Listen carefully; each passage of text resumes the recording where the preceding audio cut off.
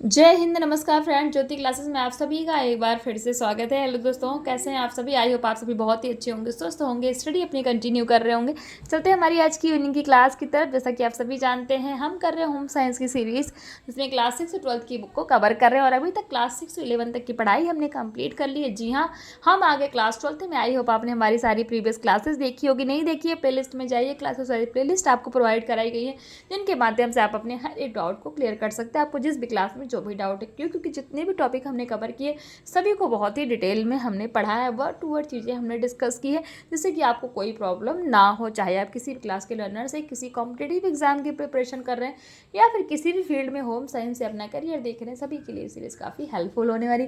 Please channel पर first time visit किए हैं, चैनल को लाइक शेयर और सब्सक्राइब करें। साथ ही साथ अपना फीडबैक भी हमें प्रोवाइड करें। जितना हो सकता है इस क्लास को अपने दोस्तों के साथ भी शेयर करें, ताकि वो भी हमारी सीरीज़ के साथ जुड़ के इस सीरीज़ का लाभ प्राप्त कर सकें। चलिए विदाउट टाइम वेस्ट किए स्टार्ट करते हैं आज की क्लास। आज की क्लास में जैसे हमने आपको आज मॉर्निंग हमारी सुबह 9 बजे क्लास हुई थी, तो हमने आपको बताया था हम करेंगे चैप्टर 13 से रिलेटेड क्वेश्चन आंसर्स की प्रैक्टिस, जो कि बहुत इंपॉर्टेंट होने वाली प्रैक्टिस। स्टार्ट करने से पहले आपको अध्याय एक नज़र के माध्यम से हम एक बार रिवीजन करवा देते हैं पूरे चैप्टर 13 का, कि हमने उसमें आखिर पढ़ा क्या क्या है। तो हमने उसमें देखा विकास का अर्थ, विकास संचार का अर्थ पढ़ा, विकास संचार की प्रक्रिया देखी, रेडियो तथा टेलीविज़न क्या होता है, मुद्रण माध्यम क्या है, सूचना एवं संचार प्रौद्योगिकी, विकास संचार और पत्रकारिता का महत्व देखा, संज्ञानात्मक कौशल हमने पढ़ा है, तकनीकी कौशल क्या होता है इसके बारे में जाना। तो ऐसे बहुत सारे टॉपिक हैं, पॉइंट्स हैं, जिनको हमने डिस्कस किया है चैप्टर 13 में। आप जाइए अच्छे से देखिए, स्टार्टिंग चैप्टर 13 की क्लास 3 क्लास है, आप जाके देखिए, आपको सारी चीज़ें समझ में आ जाएंगी। तो ये हमारे पूरे चैप्टर की कहानी आप कह सकते हैं है। आई होप आपको रिवीजन हो गया है कि पूरा हमारा चैप्टर 13 है उसमें हमने पढ़ा क्या क्या है। स्टार्ट करते हैं आज की क्लास। NCERT फोल्डर है, मैं क्वेश्चन आपको कराऊंगी। आप चाहें तो इसका स्क्रीनशॉट ले सकते हैं, क्योंकि वही सारा है जो हमने पढ़ा है। क्वेश्चन 1 कहता है विकास संचार क्या है और उसका विकास में इसकी क्या भूमिका है। तो विकास संचार क्या है और विकास में इसकी क्या भूमिका है, तो बता सकते हैं हमने कितनी बार पढ़ा है। क्वेश्चन 2 है विकास संचार की अपेक्षित विशिष्टताएं क्या हैं। तो आप बता सकते हैं कि कई सारी विशेषताएं हैं, जैसे कि विकास संचार लोकतांत्रिक मूल्यों पर आधारित अभिव्यक्ति की स्वतंत्रता के अंतर्गत कार्य करती है।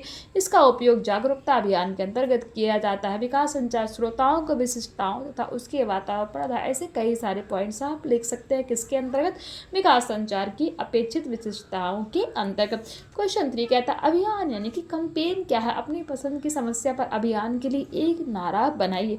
तो हमने पढ़ा था अभियान का तात्पर्य क्या है, विभिन्न संचार विधियों तथा सामग्रियों जैसे सभाएं, बैठक, समाचार पत्रों के आलेख, पत्रक, पोस्टर एवं पूर्व विदित समय के लिए किसी विषय पर प्रदर्शनियों का मिश्रित उपयोग है। क्या है अभियान? तो अभियान सभाएं, बैठक, समाचार पत्रों के आलेख, पत्रक, पोस्टर एवं पूर्व विदित समय के लिए किसी विषय पर प्रदर्शनियों का मिश्रित उपयोग ही क्या है, अभियान है। तो इसके बारे में हमने पढ़ा था, आप लिख सकते हैं। क्वेश्चन 4 कहता है समुदाय रेडियो आकाशवाणी यानी कि ऑल इंडिया रेडियो से किस प्रकार भिन्न है। समुदाय रेडियो और आकाशवाणी, ध्यान दीजिएगा, जो ऑल इंडिया रेडियो है उससे किस प्रकार से समुदाय रेडियो भिन्न है। तो आप बता सकते हैं समुदाय रेडियो पर प्रसारित कार्यक्रम एक सीमित क्षेत्र के लोगों की आवश्यकताओं को ध्यान में रखकर चलाए जाते हैं, जो जनहित के स्थानीय मुद्दों पर केंद्रित एवं स्थानीय भाषा में होते हैं। सामान्यतः इसका संचालन एवं नियंत्रण स्थानीय लोगों द्वारा ही किया जाता है, जबकि आकाशवाणी पर प्रसारित कार्यक्रम राष्ट्रीय, राज्य एवं एक विस्तृत क्षेत्र के भूभाग के लोगों को ध्यान में रखकर चलाए जाते हैं। तो ये आपको समझ में आ गया होगा समुदाय रेडियो और आकाशवाणी में अंतर क्या है, ये एक दूसरे से अलग क्यों है। क्वेश्चन 5 कहता है अपने विद्यालय के पुस्तकालय से एक समाचार पत्र लीजिए, पर्यावरण संबंधी समाचारों को देखिए, कक्षा में छात्रों से सिनेमा, जीवन शैलियों तथा विकास संबंधी समाचारों की दृष्टि सीमा और उनके संभावित कारणों की चर्चा कीजिए। तो आप कर सकते हैं। क्वेश्चन 6 है सूचना संचार प्रौद्योगिकियां विकास की भावी वाहिका है। टिप्पणी लिखिए, क्या कह रहा है कि सूचना संचार प्रौद्योगिकियां विकास की भावी वाहिका है, इस पर टिप्पणी लिखिए। तो आप लिख सकते हैं सूचना एवं संचार प्रौद्योगिकी एक ऐसे समावेशी अर्थ को दर्शाता है जिसमें कंप्यूटर, हार्डवेयर एवं सॉफ्टवेयर, डिजिटल एवं अंकीय प्रसारण तथा दूरसंचार प्रौद्योगिकी आदि सम्मिलित है। सामान्यतः सूचना संचार प्रौद्योगिकी का प्रयोग लोगों को आवश्यक जानकारी अथवा सूचनाएं उपलब्ध कराने हेतु किया जाता है। तो आप इसके बारे में टिप्पणी लिख सकते हैं। किसके बारे में? सूचना संचार प्रौद्योगिकी विकास की भावी वाहिका है, इस पर टिप्पणी आप लिख सकते हैं। आप चाहें तो इसका स्क्रीनशॉट लेके रख लीजिए अगर आपको करने में कोई समस्या उत्पन्न हो। तो ये हमारा एनसीईआरटी फोल्डर का क्वेश्चन था जो कि बहुत ही इंपॉर्टेंट था, इसको आप स्किप नहीं कर सकते हैं। अब चलते हैं हमारा जो मेन क्वेश्चन है बहुविकल्पीय, देखते हैं प्रश्न। तो क्वेश्चन मैंने कहता है दैनिक समाचार पत्र, रेडियो एवं टेलीविजन में समाचारों के अतिरिक्त अन्य किस विषय से संबंधित समाचार एवं सूचनाएं प्रकाशित होती है। क्वेश्चन अगेन रिपीट करूंगी मैं कि दैनिक समाचार पत्र, रेडियो एवं टेलीविजन में समाचारों के अतिरिक्त अन्य किस विषय से संबंधित समाचार एवं सूचनाएं प्रकाशित होती है। ऑप्शन ए है उपभोग, ऑप्शन बी निर्धनता, ऑप्शन सी स्वास्थ्य पर्यावरण, ऑप्शन सी ये सभी। तो आप क्या लिखेंगे? ये सभी, यानी कि दैनिक समाचार पत्र, रेडियो एवं टेलीविजन में समाचारों के अतिरिक्त जो अन्य विषय संबंधित समाचारों एवं सूचनाएं प्रकाशित होती है वो क्या? उपभोग, निर्धनता, स्वास्थ्य, पर्यावरण। तो according to question option D ये सभी हमारा राइट आंसर हो जाएगा।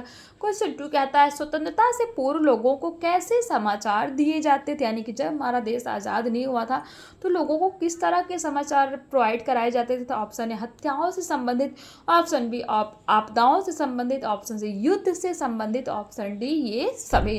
तो स्वतंत्रता से पूर्व लोगों को हत्याओं से संबंधित, आपदाओं से संबंधित और युद्ध से संबंधित, यानी कि ये सारे ही समाचार पत्र दिए जाते थे। और according to question option D ये सभी हमारा राइट आंसर हो जाएगा। क्वेश्चन 3 कहता है विकास संचार मुख्य रूप से कितने पक्षों के मध्य द्वियामी संप्रेषण है। क्या?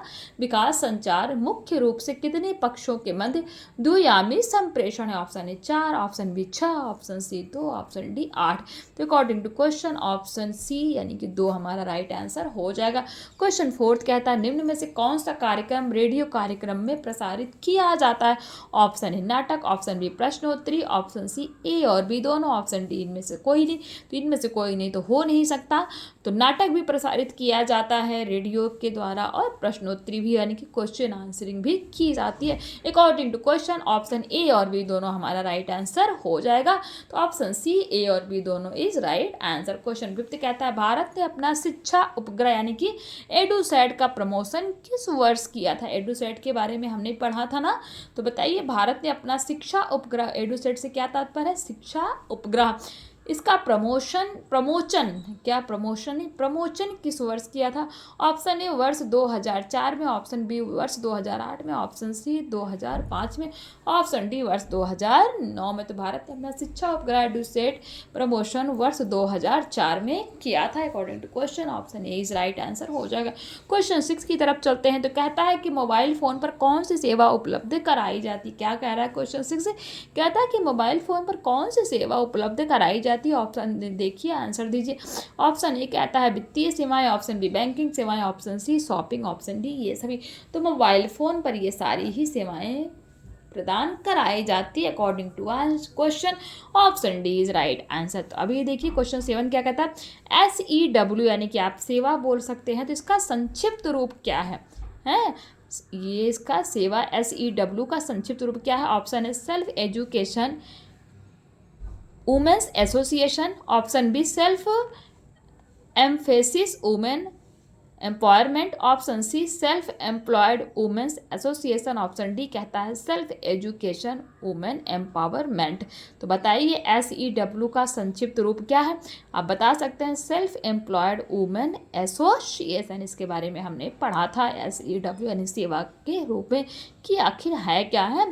तो ध्यान दीजिएगा सेवा का फुल फॉर्म यानी कि SEW का फुल फॉर्म क्या है? Self employed women association. Question 10 कहता है व्यवसायिक क्षेत्र से संबंधित विभिन्न तकनीकों के ज्ञान एवं प्रयोग को कौन दर्शाता है। अगेन रिपीट करूंगी, व्यवसायिक क्षेत्र से संबंधित विभिन्न तकनीकों के ज्ञान एवं प्रयोग को कौन दर्शाता है। ऑप्शन ए संज्ञानात्मक कौशल, ऑप्शन बी तकनीकी कौशल, ऑप्शन सी प्रश्न पूछने की योग्यता, ऑप्शन डी भाषा एवं कंप्यूटर कौशल।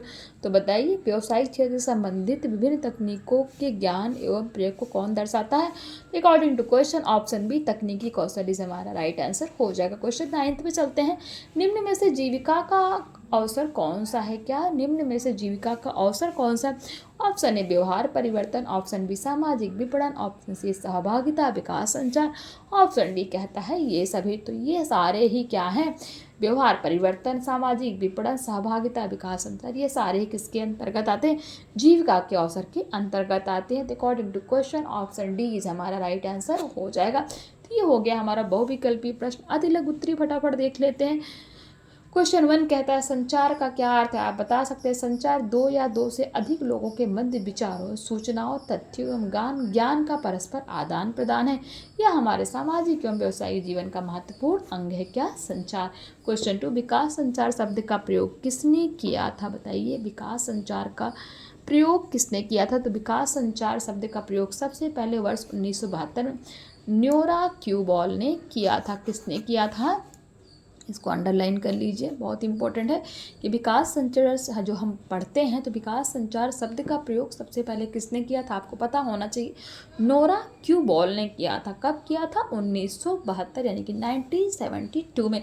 क्वेश्चन 3 कहता है विकास संचार को स्पष्ट कीजिए। आप कर सकते हैं कि विकास संचार कला एवं मानवीय संचार का वह विज्ञान है जिसका उपयोग अभावग्रस्त समाज के विकास की गति को तेज करने के लिए योजनाबद्ध तरीके से किया जाता है। सामान्यतः यह एक सकारात्मक परिवर्तन लाने के लिए प्रक्रियाओं, योजनाओं तथा संचार के नियमों के क्रमानुसार अनुप्रयोग की प्रविधि यानी कि विधि है। क्वेश्चन 4 है अभियान से क्या तात्पर्य है? पढ़ा हमने, देखा कितनी बार अभियान को, आप इसको लिख सकते हैं। अभियान यानी कैंपेन क्या? क्वेश्चन 5 विकास संचार के कोई 4 माध्यमों के बारे में लिखिए। तो पढ़े थे ना हमने कितने सारे माध्यम, तो लिख सकते हैं रेडियो, टेलीविजन, अभियान, मुद्रण माध्यम, सूचना एवं संचार प्रौद्योगिकी। क्वेश्चन देखते हैं नेक्स्ट हमारा क्या कहता है। तो नेक्स्ट यानी कि क्वेश्चन 6 हमारा कहता है टेलीविजन के कोई 2 लाभ बताइए। तो बता सकते हैं पहला वैश्विक तथा राष्ट्रीय घटनाओं का सजीव प्रसारण, दूसरा मनोरंजन तथा बेहतर साधन। क्वेश्चन 7 कहता है छतेरा ग्राम परियोजना की शुरुआत कहाँ की गई थी? पढ़ा था ना हमने छतेरा ग्राम परियोजना की शुरुआत। तो छतेरा ग्राम की परियोजना की शुरुआत वर्ष 1969 यानी कि 1969 में उत्तर पश्चिम दिल्ली के एक छोटे से गांव छतेरा में हुई थी। क्वेश्चन 8 है भारत के किस राज्य में ग्रामीण टिकाऊ पद्धति परियोजना 80 टेली सेंटर स्थापित किए गए? ये बहुविकल्पीय उसमें आया था जब हम एनसीईआरटी की क्वेश्चन कर रहे थे। तो बताइए तमिलनाडु राज्य में यहाँ के ग्रामीण क्षेत्रों में सूचना प्रौद्योगिकी का विशेष उपयोग किया जा रहा है।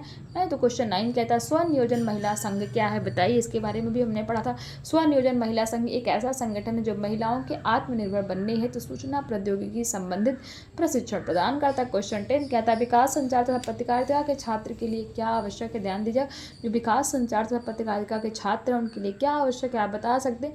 विकास संचार तथा पत्रकारिता के छात्र के लिए यह आवश्यक है कि उसमें विविध प्रकार के समूहों के साथ मिलकर कार्य करने की क्षमता हो। तो ये हमने देखा। अति लघु उत्तरीय प्रश्न, लघु उत्तरीय प्रश्न भी वही है। विकास संचार की प्रमुख विशेषता बताइए, बता सकते हैं, इसका स्क्रीनशॉट ले सकते हैं। क्वेश्चन 2 अभियान से आप क्या समझते हैं? कितनी बार हमने पढ़ा। क्वेश्चन 3 समुदाय रेडियो का सबसे बड़ा लाभ क्या है? स्पष्ट कीजिए, आप बता सकते हैं क्योंकि सारी चीज़ें हमने डिस्कस कर रखी। क्वेश्चन 4 है संचार के मुद्रण माध्यम का संक्षिप्त परिचय दीजिए।